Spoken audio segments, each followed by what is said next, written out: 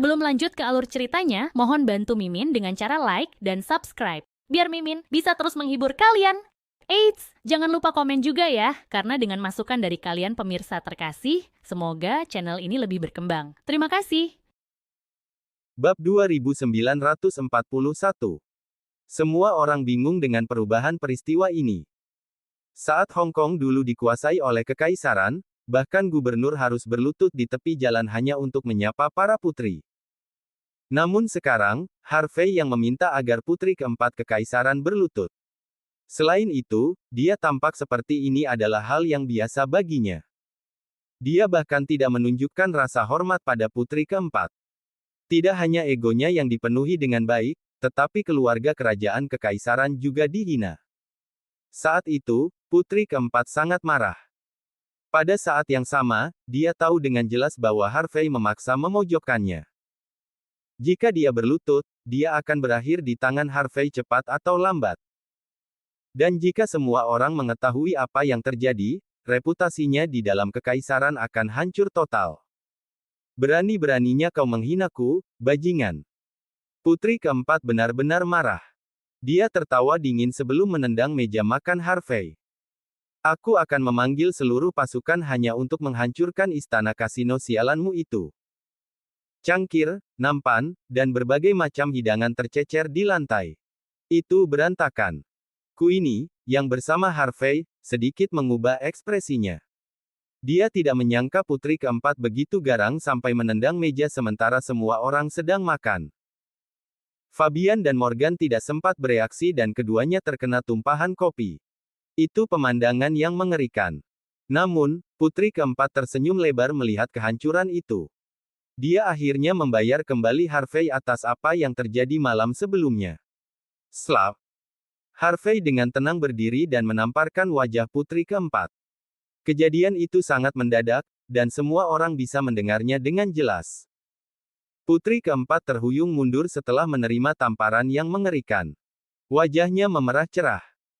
Jika bukan karena kesatria Templar yang berada di sampingnya, dia pasti akan jatuh ke tanah karena tamparan itu. Putri yang dimanja itu tidak pernah diperlakukan seperti itu seumur hidupnya. Wajah cantiknya dipenuhi dengan ketakutan dan ketidakpercayaan. Seluruh tempat menjadi sunyi. Semua orang tidak percaya dengan apa yang mereka lihat. Bahkan Queenie sedikit terkejut. Tidak ada yang menyangka akan berakhir seperti ini. Putri keempat hanya menendang meja, tetapi Harvey dengan bersih menamparkan wajahnya sebagai balasan. Ketegangan langsung meningkat antara kedua belah pihak. Bajingan. Berani-beraninya kau menamparkan putri keempat. Apakah kau mencari mati? Dua anggota kesatria Templar maju dengan marah, tetapi Harvey segera menendang mereka hingga jatuh ke tanah sebelum mereka sempat berbuat apa-apa. Putri keempat menutupi wajahnya dan melambaikan tangannya, memberi isyarat pada anak buahnya untuk tenang. Kau berani memukulku, Harvey?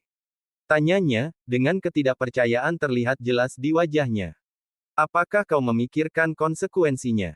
Apakah kau tahu betapa seriusnya ini? Kau mencari mati. Konsekuensi. Serius. Mencari mati. Harvey, di sisi lain, memberikan senyum tenang dan menyenangkan padanya. Jangan lupa. Ini adalah Mordu Casino Palace. Kita berada di Las Vegas. Ini adalah wilayah negara H. Apakah kau peduli untuk meminta izin pemiliknya sebelum marah? Apakah kau bertanya pada kami? Lalu apa jika kau seorang putri? Lalu apa jika kau dari keluarga kerajaan? Apakah kau pikir kau bisa melakukan sesukamu hanya karena statusmu yang tinggi dan mulia? Bab 2942. Jangan bicarakan hal-hal yang jauh seperti itu. Setelah kau mencoba membunuh Nyonya Jude dengan anak buahmu tadi malam, aku harus mengakhiri hidupmu dengan satu tamparan sekarang. Dan aku jamin bahwa kekaisaran bahkan tidak akan berani mengeluarkan satu suara pun setelah kau mati. Apakah kau ingin mencoba? Ekspresi Harvey sangat dingin. Status mulia dari keluarga kekaisaran tidak ada artinya baginya. Untuk Sake Putri Victoria, aku akan memberimu satu kesempatan lagi. Kau berlutut, atau kau keluar. Pilih sendiri. Kau terlalu sombong. Seorang anggota Ksatria Templar berambut pirang berteriak, tidak bisa menahan kemarahannya lagi. Teman-temannya sudah terlempar, tetapi setelah melihat putrinya dihina, dia menggertakkan giginya dan maju tanpa ragu. Para Ksatria Templar bersumpah untuk melindungi putri mereka. Mereka tidak akan duduk diam dan menyaksikan putri mereka direndahkan. Roosevelt, Turku. Namun, putri keempat segera menghentikan bawahannya untuk melakukan apapun. Dia sangat tahu bahwa bawahannya tidak akan sebanding dengan Harvey. Kemudian dia melangkah maju, wajahnya dingin seperti es, sama seperti Harvey. Apakah kau yakin ingin melawanku, Harvey York? Apakah kau bahkan tidak akan menunjukkan sedikit pun rasa hormat padaku? Tidak selama kau ada di sini. Jawab Harvey dengan tenang sambil melihat putri keempat. Aku cukup tidak sabar. Aku juga punya temperamen yang buruk. Aku akan memberimu 10 detik lagi. Jika kau tidak memilih, aku yang akan memilih untukmu. Kau telah melewati batas, bajingan. Roosevelt meledak dalam kemarahan setelah melihat Harvey mengancam putri keempat. Dia langsung menarik pedang panjangnya, dan kemudian mengayunkan pedangnya ke depan, mengeluarkan aura yang mengesankan saat dia diserang. Serangan suci. Gerakan mematikan para ksatria Templar bisa dengan mudah membunuh seekor sapi dengan satu pukulan. Harvey tetap tenang dan tak bergeming meskipun melihat gerakan Roosevelt. Dia tidak berusaha memblokir serangan itu, dan juga tidak mencoba menghindarinya. Hanya pandangan dingin yang terlihat di matanya. Untuk dapat melayani putri keempat, Roosevelt tentu saja merupakan sosok yang cukup tangguh di medan perang. Pengalaman tak terhitung di medan perang telah mengasah aura pembunuhnya hingga terasa tidak nyata. Pada saat yang sama, bakatnya untuk merasakan bahaya meningkat pesat. Begitu Roosevelt hendak menyelesaikan ayunannya, dia merasakan sesuatu yang dingin merayap di tulang punggungnya. Tiba-tiba, tangannya membeku.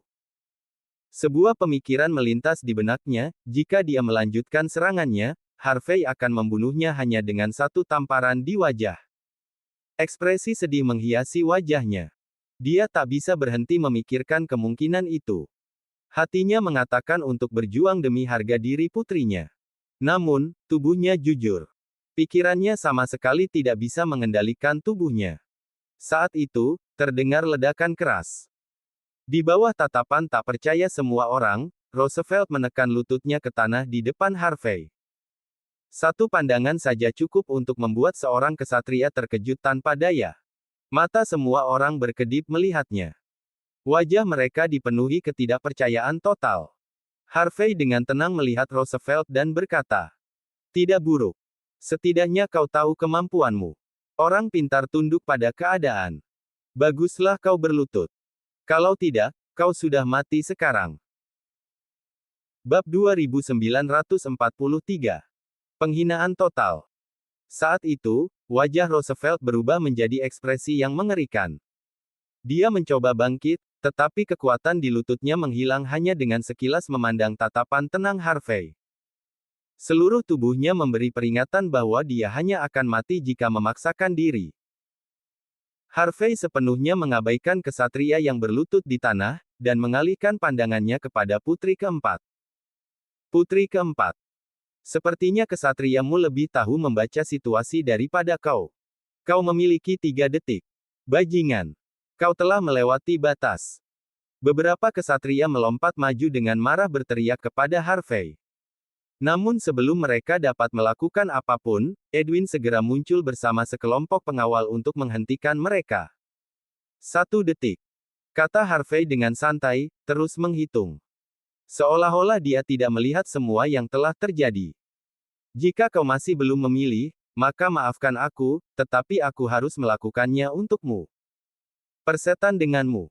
Persetan denganmu. Putri keempat menggigil karena marah. Dia tidak pernah dihina seperti ini sepanjang hidupnya. Meski begitu, dia merasa sangat tak berdaya di depan Harvey, yang terus gigih dan menjengkelkan. Dia ingin menamparkan wajah Harvey, tetapi dia tahu bahwa dia hanya akan dijatuhkan ke tanah tanpa ampun jika mencoba. Bagus. Bagus. Apakah kau ingin aku berlutut? Jika kau bisa menanggung konsekuensinya. Selama kau melepaskan priaku, aku akan berlutut. Setelah hampir menggigit giginya, putri keempat menubrukkan lututnya ke tanah di depan Harvey. Putri keempat. Para kesatria berteriak marah. Beberapa bahkan merobek jas mereka karena marah. Mereka tidak ingin apa-apa selain merobek Harvey menjadi potongan-potongan. Mereka telah melihat begitu banyak orang berlutut di hadapan putri keempat. Namun sekarang, sang putri yang berlutut. Apalagi untuk seorang pria dari negara H. Semua ksatria Templar marah. Dalam pandangan mereka, Harvey tidak memiliki hak untuk meminta putri mereka berlutut. Tidak buruk. Tidak buruk sama sekali. Tidak heran semua orang memanggilmu putri setengah darah. Kau tidak bisa belajar kerendahan hati dari orang-orang negara H. Tapi setidaknya kau tahu kapan harus beradaptasi dan menyerah pada keadaan. Bagus jika kau tahu apa yang terbaik untuk dirimu saat ini. Sekarang, kau punya hak untuk berbicara denganku. Harvey mengulurkan tangan dan menepuk wajah cantik putri keempat, terlihat tidak terganggu dengan apapun yang ada di sekitarnya. 10 menit kemudian, di salah satu ruang tamu Mordu Casino Palace. Makanan lezat dan teh hitam yang baru disiapkan diletakkan di depan Harvey. Harvey menuangkan secangkir teh untuk dirinya sendiri sebelum menyesapnya, terlihat segar kembali. Dan di depannya duduk putri keempat, yang berhasil mengumpulkan ketenangannya. Teh di depannya sudah dingin, tetapi dia masih tidak bergerak sedikit pun. Sebuah rasa takut terlihat di matanya saat menatap Harvey. Baru setelah Harvey selesai makan, putri keempat menarik napas panjang. Aku akan langsung ke intinya, Harvey. Sebutkan syaratmu. Aku akan membawa Jason dan yang lainnya bersamaku. Bab 2944. Harvey mengelap tangannya sebelum memberinya jawaban yang tenang. Bisnis tidak dilakukan dengan cara seperti ini, putri. Sebelum kita membicarakan tentang melepaskan orang, bukankah sebaiknya kita memutuskan terlebih dahulu apakah Jason akan mati atau tidak? Jangan lupa. Berdasarkan kontrak, hidupnya adalah milikku. Dia pelayanku. Dia menggigit siapapun yang aku suruh. Jika kau ingin dia hidup, maka bunuh Vince saja. Jika dia mati, Jason hidup. Kesepakatannya tetap berjalan. Aku tidak berniat membatalkannya. Putri keempat menarik napas dalam-dalam. Aku tahu kau mencoba membuat keluarga-keluarga kaya di Hong Kong dan Las Vegas berbalik melawan kekaisaran, Harvey. Dengan begitu, kekaisaran tidak akan bisa campur tangan dalam urusan di sini. Rencanamu untuk mengakhiri hidup Vince dengan menggunakan Jason memang cukup licik, aku akui. Namun, itu berarti kau melebih-lebihkan diriku. Aku tidak mewakili keluarga kerajaan kekaisaran. Bahkan jika aku melawan semua orang di sini, itu tidak berarti mereka akan berbalik melawan kekaisaran. Hubungan kekaisaran dengan Hong Kong dan Las Vegas sangat dalam. Kau tidak bisa begitu saja memutusnya. Selain itu, anak buahku saja tidak cukup untuk menghadapi Vince. Dan bahkan jika mereka akan ada seseorang dari keluarga York Hong Kong yang datang membantuku jika mereka membutuhkan bantuan. Itulah mengapa, Harvey, rencanamu itu tidak berguna. Aku sarankan kau membuat permintaan lain. Jika kau ingin dinominasikan sebagai seorang kesatria, uang, atau kartu hijau, aku bisa memberikannya. Apakah kalian semua seperti ini? Kau bisa menjual negaranya hanya demi kartu hijau dari negara asing. Aku bisa memberimu kartu hijau kekaisaran. Itu saja jauh lebih berharga daripada Amerika. Lebih praktis jika kau membawanya. Jika kau ingin lebih banyak kartu hijau untuk anak buahmu, aku bisa mengaturnya juga. Bagaimanapun, aku memiliki wewenang untuk ini. Kemarahannya dan sikap mendesaknya sebelumnya telah hilang sama sekali. Hanya ketenangan dan ketulusan yang terlihat dari wajah cantiknya. Sikapnya jauh lebih baik dibandingkan sebelumnya. Tampaknya aku melebih-lebihkan statusmu di keluarga kerajaan. Harvey tetap tak bergerak dan wajahnya datar. Aku tahu bahwa kau adalah putri berdarah setengah, tetapi aku rasa kau tidak berarti. Selain keturunan miskin dari negara H yang tidak punya pilihan selain berdiri di belakangmu. Tampaknya tidak ada bangsawan lain dalam kekaisaran yang akan mendukungmu. Untuk mendapatkan dukungan dari semua keturunan itu, kau bahkan rela menempel pada Jason yang menyimpang itu. Kau wanita yang fleksibel. Ekspresi putri keempat berubah seketika setelah mendengar kata-kata Harvey. Seperti yang dikatakan Harvey, putri keempat tidak akan berarti apa-apa dalam kekaisaran tanpa dukungan keturunan dari negara H. 3 hari. Harvey berdiri, tanpa ekspresi. Karena kau telah melakukan seperti yang aku katakan dan berlutut di hadapanku, aku akan memberimu waktu 3 hari penuh. Kau akan menukar nyawa Vince untuk nyawa Jason. Jangan buang-buang kata-kata itu. Ingatlah, ini adalah pertukaran. Jika Vince mati dalam 3 hari, Jason hidup. Bab 2945. Apakah kau tidak mengerti aku, Harvey? Nada suara putri keempat menjadi sedikit lebih dingin. Bukankah aku baru saja memberitahumu? Poin pertama, tidak ada gunanya membunuh Vince. Poin kedua, aku bahkan tidak punya cukup kekuatan untuk menjatuhkannya. Kau bisa menyebutkan permintaan lain. Selama itu tidak di luar kemampuanku, aku akan memenuhi permintaanmu. Putri keempat menggigit bibirnya sedikit, seolah-olah dia telah mencapai kesimpulan. Walaupun kau ingin melakukan hal-hal aneh dengan aku akan mengabulkan keinginanmu. Putri keempat menyingkapkan bahunya yang pucat untuk menunjukkan kesungguhannya. Permisi. Kau tidak layak. Harvey tertawa pelan. Aku tidak tertarik menjadi penghalang. Juga, kau tidak memiliki hak untuk memutuskan apakah ada gunanya membunuh Vince. Aku yang mengatur segalanya di sini. Walaupun aku tidak bisa memutuskan hubungan kekaisaran dengan keluarga kaya Hong Kong, selama aku bahagia, kau harus mencari cara untuk menghadapinya. Jika kau bahkan tidak bisa membunuh Vince, bagaimana aku bisa mempercayaimu? Aku akan mempercayaimu ketika Vince akhirnya mati. Bagi Harvey, Vince adalah masalah yang cukup sulit untuk dihadapi. Bukan berarti Harvey tidak bisa membunuh Vince.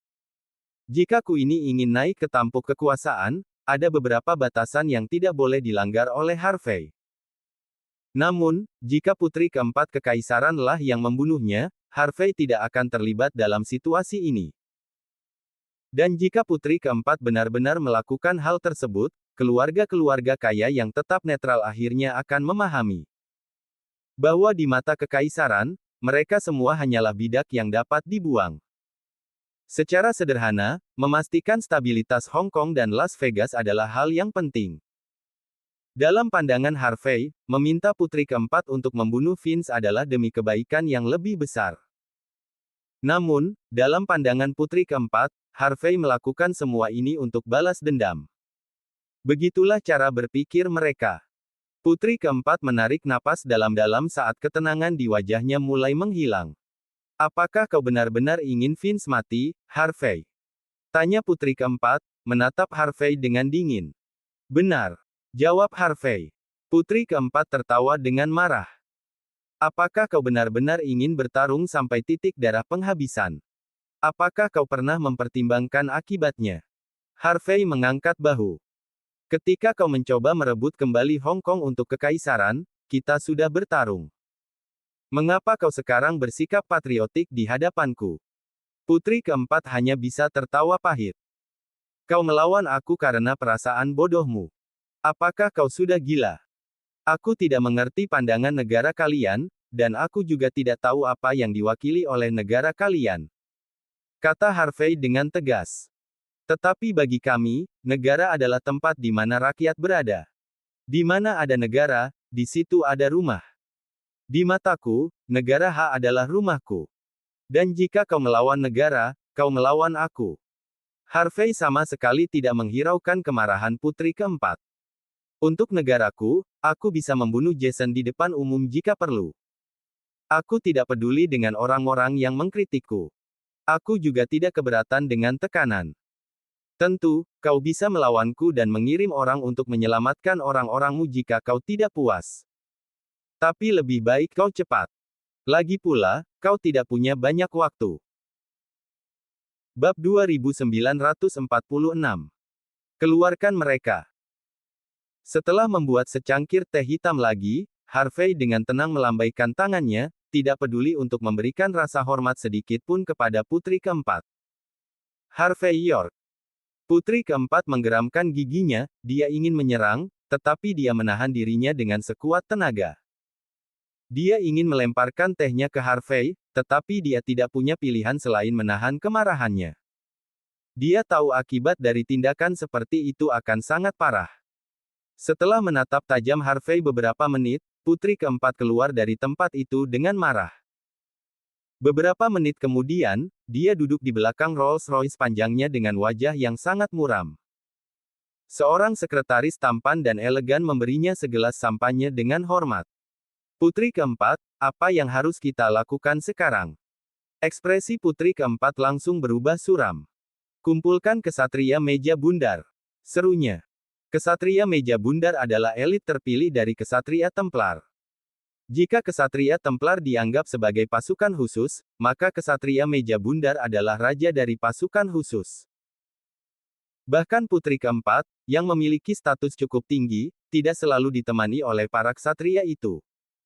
Mendengar perintahnya, ekspresi sekretaris tampan itu sedikit Dia tahu putri keempat sudah siap untuk bertindak habis-habisan. Saat konvoi mewah putri keempat berangkat, Harvey berdiri di balkon ruang tamu memandang ke cakrawala. Tak lama kemudian, sebuah bayangan dari kejauhan berjalan menuju. Itu adalah Queenie. Dia baru saja berganti pakaian. Meskipun auranya yang tajam jelas terlihat, lekuk tubuhnya juga tampak dengan jelas. Setiap pria pasti akan kesulitan untuk menahan diri setelah melihat kecantikan seperti itu. Namun, Harvey dengan santai mengalihkan pandangannya setelah beberapa kali meliriknya. Queenie menggulingkan matanya melihat reaksinya. Harvey adalah orang bodoh yang tidak peka. Apakah menurutmu putri keempat akan merencanakan untuk membunuhmu? Atau apakah dia akan melakukan apa yang kamu katakan dan membunuh Vince? Tanya Queenie dengan wajah cemberut. Putri keempat berasal dari keluarga kerajaan kekaisaran, dan merupakan penerus keempat dalam garis keturunan. Dia benar-benar seorang elit. Jawab Harvey dengan tenang sambil meneguk tehnya. Seseorang seperti dia tentu tidak akan menyerah begitu saja. Dia juga memiliki ambisi besar. Hong Kong adalah salah satu kunci kenaikannya ke tampuk kekuasaan. Tidak mungkin dia akan merusak kesempatan itu begitu saja kan? Dia pasti akan mempertimbangkan pro dan kontra saat ini. Dari membunuhku, menyelamatkan Jason dan yang lainnya, hingga membunuh Vince. Dia tidak akan mengalahkan Vince kecuali dia terpojok. Bagaimanapun juga, dia tidak bisa menanggung akibat kematiannya. Justru itulah mengapa dia akan menimbulkan banyak masalah dalam beberapa hari ke depan. Yang perlu kita lakukan hanyalah menunggu. Tentu saja, Harvey sangat mengenal elit-elit kekaisaran. Dia tahu bagaimana cara kerja putri keempat, bersama dengan rencana-rencana yang sedang dia susun. Lalu kenapa memberi mereka 3 hari? Kita justru mencari masalah sekarang kan? Queenie kembali mengernyitkan dahi. Sekarang, kita butuh pengalih perhatian. Ulang tahun Nenek York hampir tiba kan?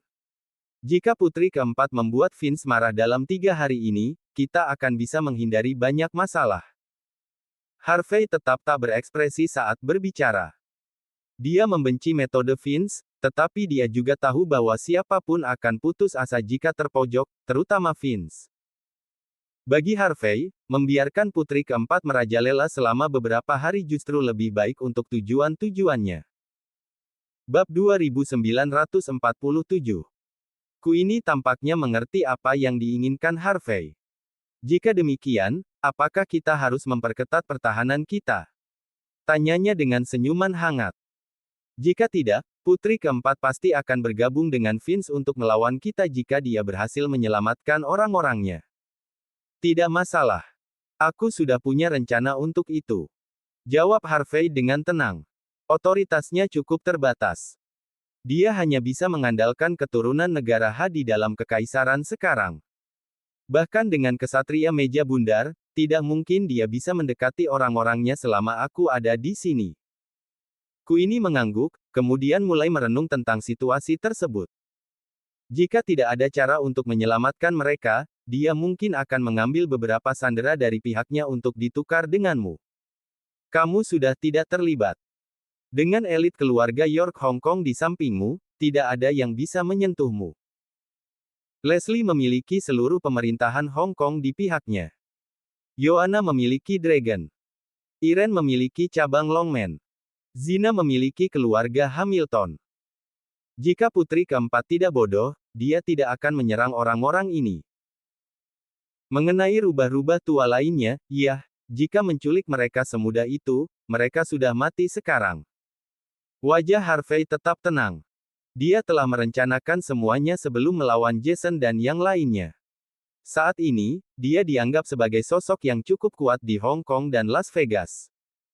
Akan sangat sulit bagi putri keempat untuk menangani pria sepertinya saat ini. Setelah memikirkan situasi beberapa saat, Queenie menambahkan. Karena dia tidak bisa melakukan apa-apa di Hong Kong dan Las Vegas, masih ada Bakwood dan Mordu. Ethan ada di Bakwood. Jawab Harvey santai. Travis ada di Mordu. Kebanyakan dari negara khas sudah menjadi milik kita. Jika dia melakukan sesuatu yang aneh dimanapun, dia hanya akan menggali kuburnya sendiri. Harvey menghela napas. Dimanapun dia mengendalikan, itu akan menjadi gangguan bagi putri keempat. Bagaimanapun, tidak ada satu orang pun yang dekat dengannya yang mudah untuk dihadapi. Mungkin putri keempat bisa memilih Lilian, ibu mertuanya. Itu akan menjadi target yang cukup baik.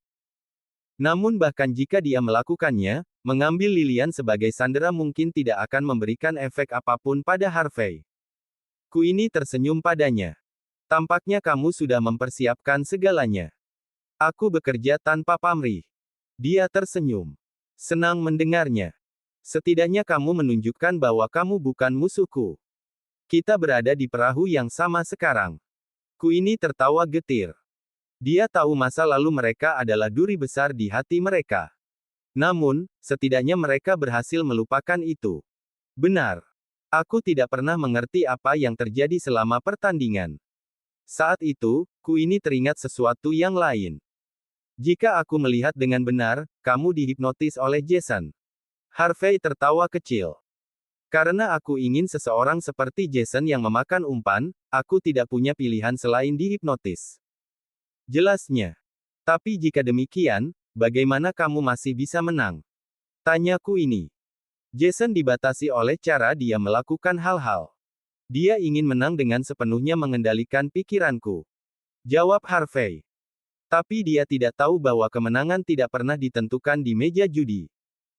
Sebelum kartu dibagikan kepada kita, pertandingan sudah diputuskan. Perempuan yang terlihat seperti turis itu sebenarnya adalah Zina Hamilton. Dia tidak memakai riasan pada saat itu. Tentu, biasanya dia memakai riasan. Itu sebabnya tidak ada yang mengenalinya saat dia tidak memakai riasan. Semua orang hanya melihat turis yang canggung bertindak sebagai dealer. Tidak ada yang tahu dia juga memiliki identitas penting lainnya. Dia adalah putri raja judi itu sendiri. Tentu saja, dia memiliki setidaknya beberapa keterampilan judi. Bab 2948. Queenie terkesan dengan ekspresi tenang di wajah Harvey. Sementara dia khawatir tentang serangan bertubi-tubi Jason, Harvey sudah merencanakan ke depan, memasang perangkap demi perangkap hanya untuk memancing Jason. Queenie tak bisa menahan diri untuk tidak menantikan tindakan putri keempat. Dia berharap putri keempat akan membunuh Vince, seperti yang diminta Harvey. Jika putri keempat tidak melakukannya dan mencoba hal lain, Harvey akan membunuhnya tanpa ragu. Benar. Sejak awal, putri keempat tidak sesederhana yang kita kira. Harvey mengubah topik pembicaraan sebelum melemparkan USB kepada Queenie. Aku ingin USB ini sampai ke Walls Daily News dengan cara yang paling masuk akal yang kita butuhkan. Queenie sedikit terkejut. Ini tidak apa-apa. Itu hanya foto singkat putri keempat yang berlutut. Tentu saja, aku sudah menghapus diriku dari rekaman itu. Ceritakan padaku. Jika kekaisaran yang bangga itu mengetahui bahwa putri keempat mereka telah berlutut di tanah asing, apa yang akan terjadi dengan posisinya? Queenie menghela napas. Harvey memberikan beberapa pukulan. Jika putri keempat mencoba melakukan sesuatu, dia kemungkinan akan mati dengan cara yang mengerikan. Sementara Harvey sedang mengatur upacara pemakaman putri keempat, udara di villa yang terletak di puncak Gunung Taiping sangat tegang. Putri keempat ada di sana, dan dia membuka amplop hitam dengan ekspresi dingin. Sebuah alamat dan nama tertulis di amplop tersebut. Setelah menatapnya sebentar, dia menyerahkannya kepada sekretarisnya. Kirimkan ini kepada Ksatria Meja Bundar. Perintahnya dengan wajah dingin. Suruh mereka pergi ke Mordu segera. Aku ingin orang ini hidup atau mati di sini. Matahari bersinar terang di Mordu. Salah satu keluarga terkemuka di negara H, keluarga Jin, sedang mengadakan pertemuan bisnis di dalam gedung perkantoran. Mandy Zimmer duduk tepat di tengah. Dia terlihat sedikit lebih kurus dari biasanya. Keanggunannya juga sedikit berbeda. Namun, aura elit yang dimilikinya semakin jelas, dan dia terlihat lebih mempesona dibandingkan sebelumnya. Jika memang ada dewi di dunia ini, maka Mandy pasti adalah dewi itu. Sekretaris dan asisten di sekitarnya terpaku pada dirinya, pandangan mereka hanya menunjukkan kekaguman. Mandy baru saja naik ke posisi kepala cabang ke-9, setelah itu dia berhasil menggabungkan semua kekuatan cabangnya dan membuatnya berkembang pesat dalam waktu yang singkat. Hanya dalam beberapa minggu, Mandy telah mengamankan beberapa kontrak penting dan menunjukkan kekuatannya. Posisinya di keluarga itu jelas akan semakin kuat jika dia berhasil mengamankan kesepakatan khusus ini. Setiap orang yang mencoba mengusirnya dari posisinya hanya bisa menyerah.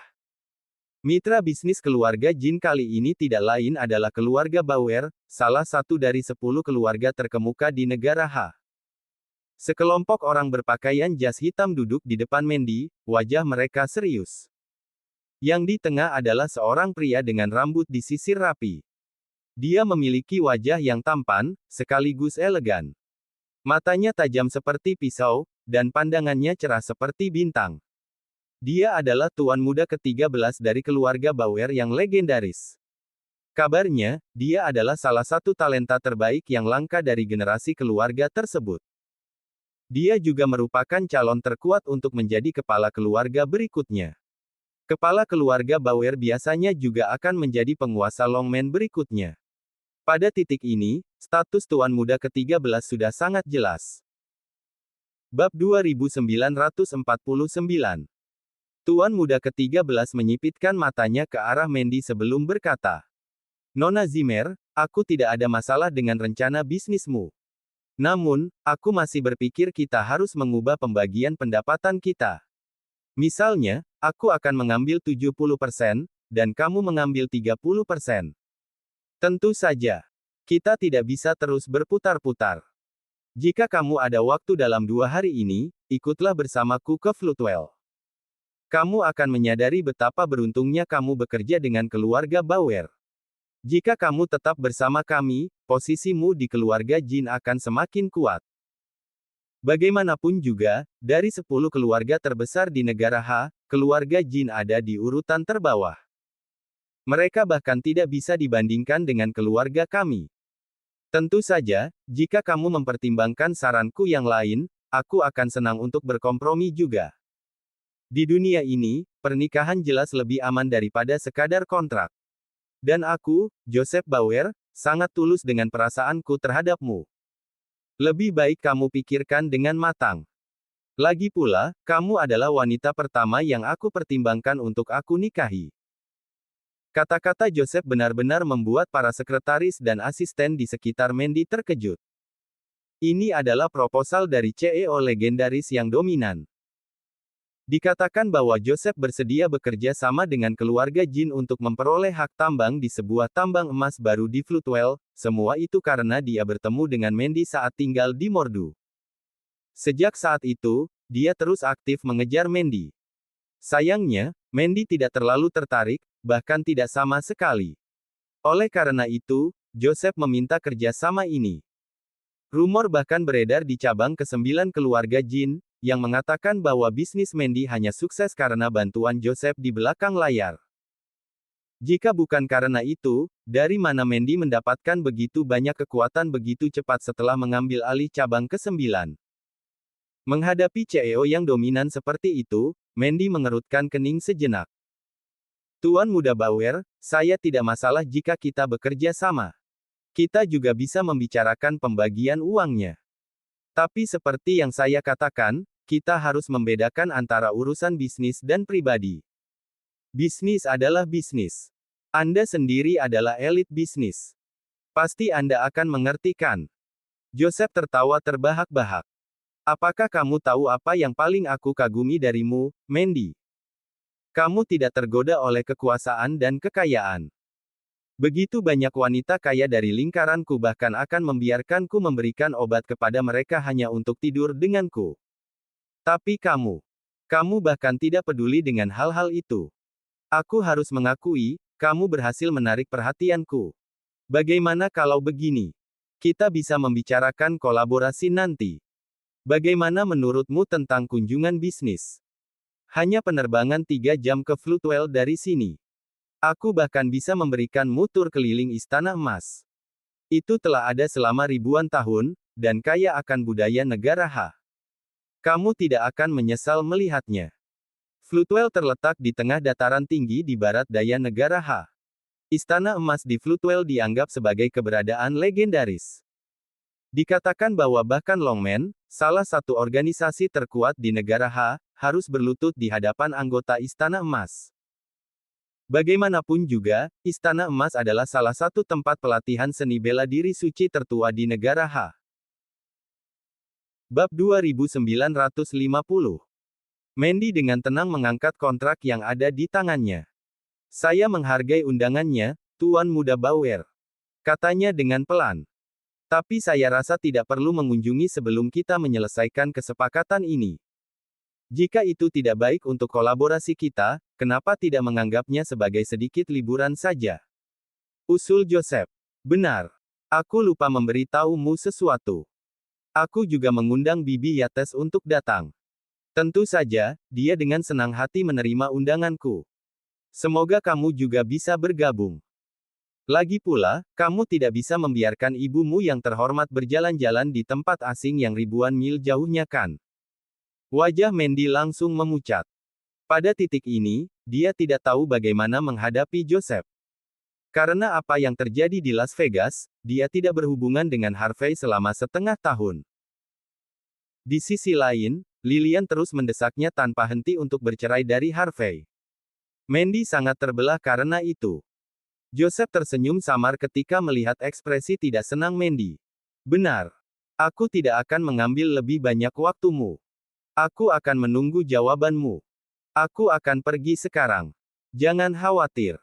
Bisnis kita akan terus berjalan apakah kamu datang atau tidak. Joseph kemudian berdiri dan pergi. Sosok tubuhnya yang tinggi ramping, wajah tampan, dan auranya sebagai elit terkemuka cukup untuk memukau wanita di sekitarnya.